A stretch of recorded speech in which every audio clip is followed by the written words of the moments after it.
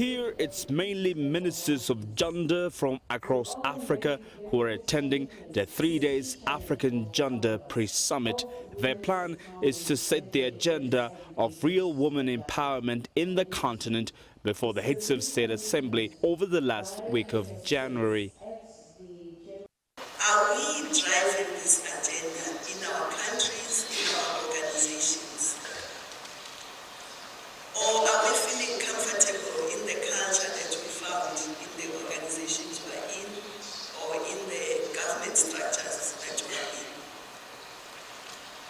Or are we scared to rock the boat, so we don't want to be the one that when you stand, people say, oh, there she goes again.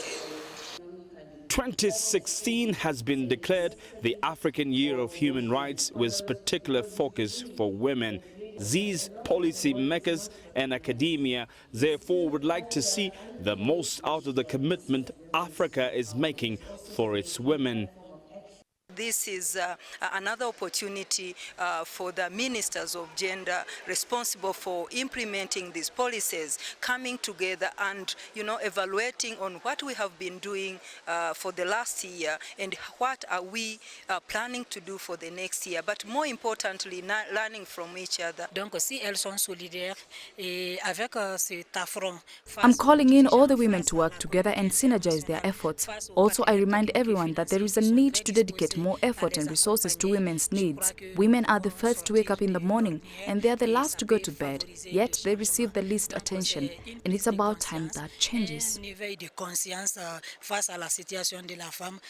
Implementing what has been decided remains to be a challenge for African women, preventing them from exercising utmost freedom and take part in the socio-economic activities of respective nations.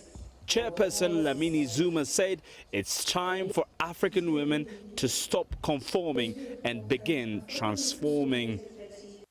It's very important for us to be active, to galvanize women, to galvanize the progressive men, because issues around women need not be only driven or discussed by women. But women must take the forefront, of course, but we must also bring in the progressive men.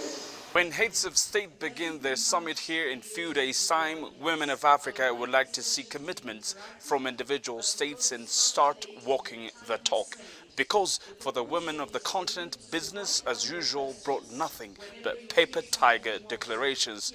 The call is for African states to empower women now than later.